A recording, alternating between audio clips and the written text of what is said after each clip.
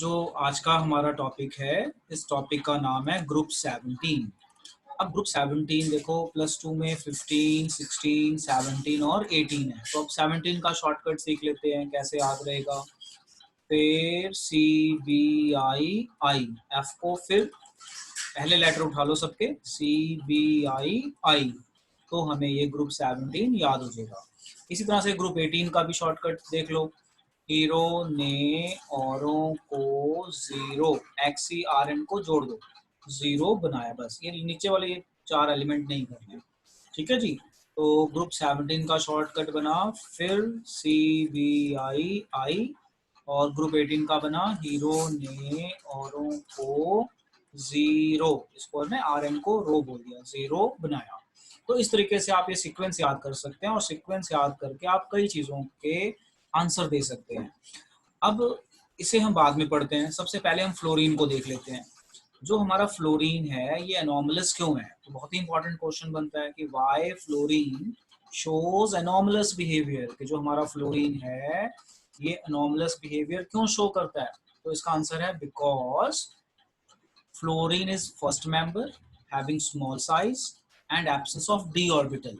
तो अगर कोई आपसे पूछ ले कि जो फ्लोरीन है वो एनोमलस क्यों है अपने ग्रुप में, क्योंकि इसका साइज छोटा है, डी ऑर्बिटल इसमें नहीं होता, इसकी इलेक्ट्रोनेगेटिविटी सबसे ज्यादा है, और इसकी सबसे ज्यादा नेगेटिव इलेक्ट्रॉन गेन एंथैल्पी में आती है। बट वो अलग बात है कि ये गेन नहीं कर पाता, क्लोरीन की ज्यादा हो जाती है, रिपल्शन हो जाती है इसमें। तो जो फ्लोरीन है वो एनोमलस क्यों है, because of small size and absence of D orbital. अब हम चलते हैं इसके बारे में पढ़ते हैं थोड़ा सा। तो जो हमारा ग्रुप 17 है, ग्रुप 17 को हम कहते हैं हेलोजेंस। ग्रुप 17 का कॉमन नेम है हेलोजेंस। हेलोजेंस का मतलब होता है सॉल्ट फॉर्मिंग, ये किसी के साथ जुड़ जाएं तो ये सॉल्ट बनाते हैं, सॉल्ट फॉर्मिंग कंपाउंड, जैसे NaCl सॉल्ट हो गया, इस तरह से। अब देखो, अब ये क्या कहता है group 17 fluorine, chlorine, bromine, iodine and astatine, AT को कहते हैं, आर मेंबर्स ऑफ ग्रुप 17, ये हमें पता है। हेलोजेंस का हेलो का मतलब होता है सॉल्ट, जेनरल्स का मतलब होता है means bond, salt bond, that is salt producers और salt forming compounds. The halogens are highly reactive non metallic elements. अच्छा, ये हाईली रिएक्टिव क्यों होते हैं हेलोजेंस, देखो जैसे फ्लोरीन है तो या हेलोजन है, हेलोजन का जनरल सिंबल होता है X, इनकी वैलेंसी होती है -1, मतलब लास्ट शेल के अंदर इनके पास 7 इलेक्ट्रॉन होते हैं। तो इन्होंने एक इलेक्ट्रॉन गेन करना है टू कंप्लीट ऑक्टेट, तो एक गेन करने के लिए पूरा जोर लगा देते हैं, इसलिए ये हाईली रिएक्टिव होते हैं, because they are deficient by only 1 electron, so they are very reactive, stability attain करने के लिए बहुत रिएक्टिव हो जाते हैं। अब आगे, like group 1 and group 2 elements of group 17 show great similarity among themselves. That much similarity is not found in the elements of other group of the periodic table. Also, there's a regular gradation in physical and chemical property. Astatine is a radioactive element, so that is understood. अब यहाँ से कुछ रटने वाली properties हैं जिसे आप थोड़ा ध्यान रख सकते हैं कॉम्पिटिशन्स के लिए। Fluorine and chlorine are fairly abundant, while bromine and iodine is less. एक यहाँ क्वेश्चन ध्यान में आ रहा है related to iodine. Name a non metal which is lustrous at room temperature, बताओ याद है आपको। Name a non metal which is lustrous at room temperature, कौन सा था, याद आ गया, कौन सा था Pranjay. Name a non metal which is lustrous, iodine. Iodine. Fluorine is present mainly as insoluble fluoride, fluorspar, formula याद रख लो CaF2, क्रायोलाइट, ये हमने पीछे भी याद किया था, sodium aluminium hexafluoride, and fluorapatite, ये है formula. And small quantity are present in soil, river, water, plant and bones and teeth of the animals. Sea water contain chloride, bromide and iodide of sodium, potassium, magnesium, calcium, but in mainly sodium chloride solution 2.5% biomass. The deposit of dried up seas contain these compounds, example sodium chloride, carnallite, ये formula है, याद कर सकते हैं, जहां पे आपको halogen मिल रहा है इस फॉर्म में। Certain forms of marine life contain iodine in the system. Various seaweeds of, for example, up to 0.5% of iodine, and Kyle salpetite contain up to 0.2% of sodium iodate. तो आप ये देखो, यहाँ पे कुछ समझने वाला तो है नहीं, ये पोर्शन ऐसा है जो पढ़ना है, याद रखना और भूल जाना है, दैट्स इट। ये पूछा भी नहीं जाता ज्यादा। कॉम्पिटिशन वगैरह में क्रायोलाइट का फॉर्मूला, फ्लोसफर का फॉर्मूला, इस तरह के फॉर्मूले पूछ ले जाते हैं, और इससे ज्यादा कुछ नहीं है, इनको पढ़ना है, भूल जाना है बस, और कुछ नहीं है, नॉलेज बढ़ानी है। अब आता है हमारा एनॉमलस बिहेवियर। तो एनॉमलस बिहेवियर मैंने आपको बता दिया, क्या बताया कि जो फ्लोरीन है उसका साइज छोटा है, छोटा होने के कारण इसके जो दूसरा दूसरा फ्लोरीन है, अगर दो फ्लोरीन पास में आ जाए तो रिपल्शन भी हो जाती है। देखो, फ्लोरीन का साइज छोटा होता है, साइज छोटा होता है तो एक फ्लोरीन जब दूसरे फ्लोरीन से बॉन्ड बनाता है तो साइज छोटा होने के कारण ये ज्यादा क्लोज आ जाते हैं। ज्यादा क्लोज आने से जो इनके इलेक्ट्रॉन होते हैं वो आपस में रिपेल कर जाते हैं, और रिपेल करने से ये बॉन्ड हो जाता है वीक। तो कोई अगर आपसे पूछे कि F2 रिएक्टिव क्यों होता है, तो आप ये बताइए, यही यही तो एनॉमलस बिहेवियर है कि इसका साइज छोटा है। साइज छोटा होने से जब एक F दूसरे F के पास में आता है तो रिपल्शन करता है, रिपल्शन करने से ये बॉन्ड वीक हो जाता है और it is more reactive, it is more reactive. और क्या है एनॉमलस, कि साइज छोटा है, डी ऑर्बिटल नहीं है, बस इस तरह से बना सकते हो। और हाईली रिएक्टिव है। अब देखो, इससे रिलेटेड हम चीजें पढ़ते हैं, शुरू की 3-4 लाइनें नहीं पढ़ेंगे, एंड वाली पढ़ेंगे जो हमें मेन चाहिए। देखो, for example ionization enthalpy, electron negativity, enthalpy of bond dissociation and electrode potential are all higher for fluorine than expected from the trend set by the other hydrogens. Also, ionic and covalent radii, melting point, boiling point, and electron gain enthalpy are quite lower. Electron gain enthalpy low है। क्यों लो है? क्योंकि repulsion हो जाती है, size छोटा होने के कारण जब इलेक्ट्रॉन गेन होता है। Then expected. The anomalous behavior of fluorine is due to small size, high electronegativity, low FF bond dissociation enthalpy, and non-availability of d orbital। तो ये जितना मैंने बताया ना, इसमें आपको सारी चीजें पता थी, सिर्फ एक चीज नहीं है आपके लिए, वो है ये वाला क्वेश्चन, कि जो हमारा फ्लोरीन है F2, ये क्यों रिएक्टिव है, क्यों ये बॉन्ड जल्दी टूट जाता है। तो इसका आंसर है कि इसकी लो बॉन्ड डिसोसिएशन होती है। क्यों होती है? क्योंकि जब एक फ्लोरीन दूसरे फ्लोरीन के पास आता है तो साइज छोटा होने के कारण अट्रैक्शन तो बहुत होती है, और इलेक्ट्रॉन रिपल्शन भी काफी हो जाती है। इलेक्ट्रॉन रिपल्शन होने से ये बॉन्ड वीक हो जाता है और लो एनर्जी पे टूट जाता है, hence it is very reactive. एक बार मैं दोबारा बताता हूँ इसी क्वेश्चन को, समझो। क्वेश्चन बनता है कि why F2 is more reactive और have low bond enthalpy। तो इसका आंसर है कि in F2 molecule fluorine atoms have small size, because of small size electron repulsion occurs, because of electron repulsion bond becomes weak and hence it breaks easily and is more reactive। तो हमें यहाँ पे fluorine से related चीजें समझ में आ गई। अब हम चलते हैं आगे और इसे समझते हैं। लो जी, अब हम आए अगले टॉपिक पे। ये आया हमारा topic related to the halogens only. तो ये रहा। So I am giving you time, इस 1 मिनट में आप इसे देखो जरा, अंडरस्टैंड। देखो जी, अब ये क्वेश्चन क्या है और इन क्वेश्चंस के क्या आंसर हैं, let us try to understand these questions. देखिए, halogens have maximum negative electron gain enthalpy in their respective period of periodic table Y। अब देखो, ये रहा हमारा periodic table, ठीक है। इस periodic table में ये है हमारा हेलोजन। अब इस हेलोजन में फ्लोरीन, क्लोरीन, ब्रोमीन, आयोडीन। अब ये पीरियड के लास्ट मेंबर है, नोबल एलिमेंट को छोड़ दो, क्योंकि नोबल एलिमेंट तो स्टेबल होते हैं ना, ये रिएक्ट नहीं करते जल्दी। तो ये हमारे पीरियड के लास्ट एलिमेंट है, तो अपने अपने पीरियड में इनका साइज हुआ सबसे छोटा। समझ में आ रही है बात मैं क्या कह रहा हूँ? जैसे ये पीरियड इधर से इधर जाओ, ये पीरियड इधर से इधर जाओ, तो पीरियड में साइज छोटा होता है। सोडियम से क्लोरीन, पोटेशियम से ब्रोमीन, रुबीडियम से आयोडीन, तो पीरियड में साइज छोटा होता है। तो इसका मतलब ये जो ग्रुप है ना, ये ग्रुप ऑलरेडी छोटा है और अपने पीरियड में इनका छोटा साइज है, बट नीचे जाते हुए साइज बड़ा हो रहा है।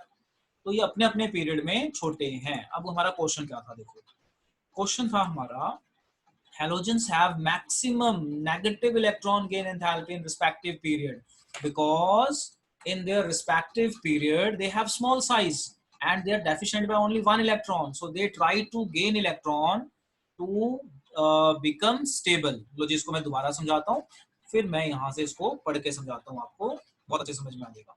देखो, जो हमारे हेलोजेंस हैं, हेलोजेंस का साइज जो है, सबसे पहले साइज, जो साइज है इनके अपने पीरियड में, in their own period, in their own period small है, साइज जो है स्मॉल है। and their last shell contains 7 electron. तो they just need only 1 electron to complete their octet. यानी नोबल बनने के लिए, मतलब नोबल मतलब स्टेबल बनने के लिए they need just 1 electron. तो ये कोशिश करता है कि मैं गेन कर ही लूं, इसलिए ये रिएक्टिव हो जाता है और नेगेटिव गेन एंथैल्पी होती है। देखो इलेक्ट्रॉन गेन एंथैल्पी का ये सिंबल है Eg, ये इसकी बहुत नेगेटिव होती है, मोर नेगेटिव। मोर नेगेटिव मतलब ये कोशिश करता ही करता है। जैसे मान लो आप कुछ काम कर रहे हो, काम करते करते मान लो स्कूल का ही काम कर रहे हो, तो अब आपको पता है मैंने सारा कर लिया, माई 1 क्वेश्चन इज लेफ्ट नाउ। तो अब आप क्या करते हो, मैं इसको करके ही सोऊंगा, अगर मेरा एक क्वेश्चन रह गया तो मैं इसे करके ही सोऊंगा। तो वही सिचुएशन है कि सारा कर लिया, एक क्वेश्चन रह गया तो मैं सोने से पहले इसको भी मुका के सोऊंगा कि मेरा एक रह ना जाए। तो यही इसके साथ होता है कि इसको 8 पूरे करने के लिए एक चाहिए, तो 7 तो है ही है, तो ये बस कोशिश करता है कि मैं किसी तरह से कंप्लीट कर लूं। उस चक्कर में इसकी एंथैल्पी नेगेटिव हो जाती है। मोर नेगेटिव मतलब एनर्जी बहुत ज्यादा रिलीज होती है गेन करने के लिए, क्योंकि बहुत कोशिश करता है। अब आंसर देखो, अब आपको समझ में आ जाएगा। Halogens have smallest size in their respective period, बिल्कुल सही बात है, and therefore have high effective nuclear charge. अपने पीरियड में सबसे छोटे हैं तो इनका चार्ज भी ज्यादा होता है। As a consequence, they readily accept an electron to acquire noble gas configuration, मतलब स्टेबल होने के लिए। तो आपका क्वेश्चन और आंसर हो गया, नोट करके डन बोलो। Halogens have maximum negative electron gain enthalpy। क्यों है maximum negative? क्योंकि इनका साइज छोटा है और चार्ज भी, न्यूक्लियर चार्ज भी ज्यादा है, मतलब जिससे अट्रैक्शन ज्यादा होगी। तो ये फटाफट एक इलेक्ट्रॉन गेन करके अपने आप को नोबल कन्फिगरेशन में चेंज करना चाहता है, इसलिए इसकी इलेक्ट्रॉन गेन एंथैल्पी नेगेटिव है। में आ गया। Now let us move on the next concept. अब देखो यहाँ पे जो मैंने ग्रीन डॉट से समझाया हुआ है, एक ही पैराग्राफ है, इस पैराग्राफ को समझते हैं और देखते हैं क्या कहता है। बहुत ही इंटरेस्टिंग है। देखो इस पैराग्राफ को समझाने से पहले मैं एक आपको नॉर्मल सी चीज बताता हूँ। जैसे मैं आपको पूछूं कि ये एक, मान लो ये एक ऑब्जेक्ट है रेड कलर का, ठीक है, फिजिक्स लगेगी, जरा ध्यान से समझना। ये एक ऑब्जेक्ट है जिसका कलर रेड है, मान लो ग्रीन है, मैंने ग्रीन से लिखा ना, मान लो ये ऑब्जेक्ट है जिसका कलर ग्रीन है। अब मेरा यहाँ पे क्वेश्चन है कि why this object is appearing green. तो इसका आंसर क्या है, जरा समझो। होता क्या है, जब भी कोई सनलाइट फॉल करेगी किसी ऑब्जेक्ट पे, तो आपको पता जो लाइट है वो 7 कलर्स की बनी होती है। उस 7 कलर में से सिर्फ एक ग्रीन कलर है जो एब्जॉर्ब नहीं होगा, बाकी सारे कलर एब्जॉर्ब हो जाते हैं और हमें वही कलर दिखता है जो रिफ्लेक्ट होता है। हमें वही कलर दिखता है जो रिफ्लेक्ट होता है। फिजिक्स याद आ गई ना, कि अगर कोई चीज हमें ग्रीन दिख रही है तो वो क्यों दिख रही है, क्योंकि जब व्हाइट लाइट फॉल करेगी तो वो सभी कलर्स को एब्जॉर्ब कर लेगा, ग्रीन को नहीं करेगा। ये उसका प्रॉपर्टी है। और वो ग्रीन कलर रिफ्लेक्ट होकर हमारी आंखों से टकराएगी, हमारी आईज से टकराएगी और हमें ऑब्जेक्ट कैसा दिखेगा, रेड, अपना ग्रीन। अगर इसी तरह से कोई रेड ऑब्जेक्ट है, रेड क्यों दिखता है, सनलाइट फॉल करेगी, सनलाइट में से सारे कलर एब्जॉर्ब हो जाएंगे, रेड को छोड़कर वो कलर हमें दिखेंगे। तो ऐसे ही कभी ये क्वेश्चन आ जाए कि भाई हेलोजेंस कलर्ड क्यों होते हैं, व्हाई हेलोजेंस आर कलर्ड। तो देखो क्या है कि जो हेलोजेंस होते हैं उनके पास इलेक्ट्रॉन तो होते ही हैं एक्सेस में। वो इलेक्ट्रॉन एनर्जी, इलेक्ट्रॉन जो है एनर्जी एब्जॉर्ब करके एक्साइट हो जाते हैं। एक्साइटेड होने के बाद उनका जो इलेक्ट्रॉन है हाई लेवल पे एक्साइट हो गया तो एनर्जी हो गई हाई। तो एनर्जी हाई होने के बाद वो एनर्जी लॉस करेगा, ई हाई मतलब energy high.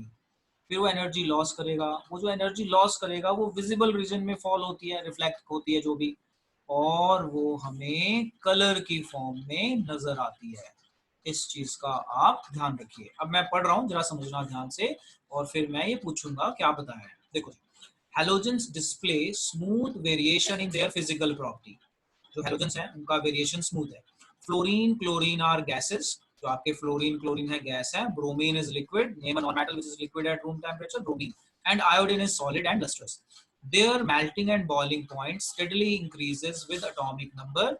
All halogens are colored। अब ये क्वेश्चन था जो मैंने यहाँ पे बताया, all halogens are colored। This is due to, यही बड़ा इंपॉर्टेंट क्वेश्चन है, this is due to, this is due to, red colour से मैं यहाँ पे मार्क कर देता हूँ, this is due to absorption of radiation in visible region which results in excitation of outer electrons to higher energy level by absorbing different quanta, quanta मतलब light of radiation they display different colours. तो यहाँ से बहुत important question आता है। अगर question आ जाए डी ब्लॉक का, तो आपको याद है ना डी ब्लॉक में अगर क्वेश्चन आए कि why complex compounds are coloured, तो आपको मैंने सिखाया है डी डी ट्रांजिशन।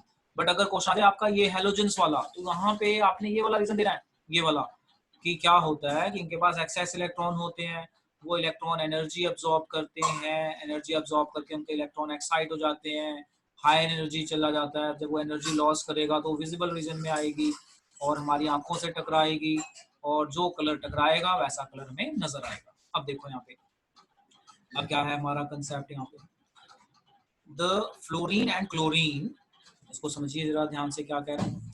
अब कलर्स बता रहा है, the fluorine has yellow colour, chlorine has green colour, greenish yellow, bromine red, and iodine violet colour का होता है। तो इसे आप याद रख लेना कॉम्पिटिशन्स के लिए, और आजकल एमसीक्यू का ट्रेंड बन गया है, वहां पे आ सकता है। तो ये देखा गया है कि जो फ्लोरीन है वो येलो कलर देता है, क्लोरीन अपना ग्रीनिश येलो कलर देता है, और ब्रोमीन जो है अपना रेड कलर देता है, और iodine violet colour. Fluorine and chlorine react with water.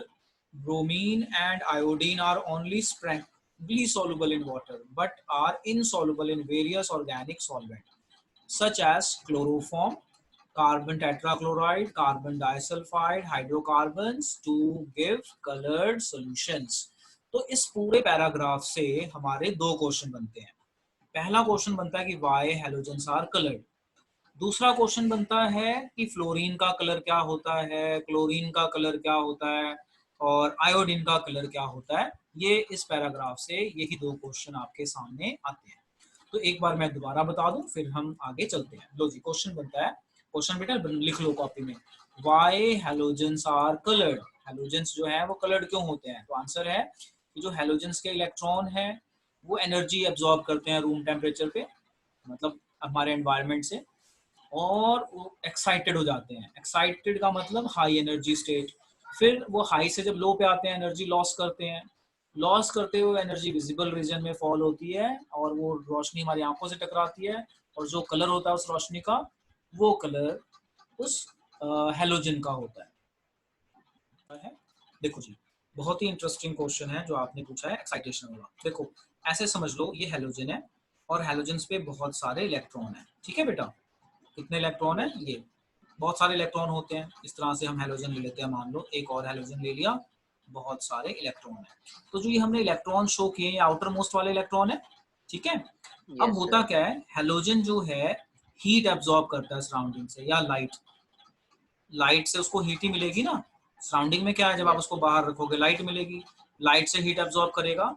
तो जो इलेक्ट्रॉन्स है इसकी एनर्जी बढ़ जाएगी, बस और कुछ नहीं होगा। क्या होगा, इसकी एनर्जी बढ़ जाएगी।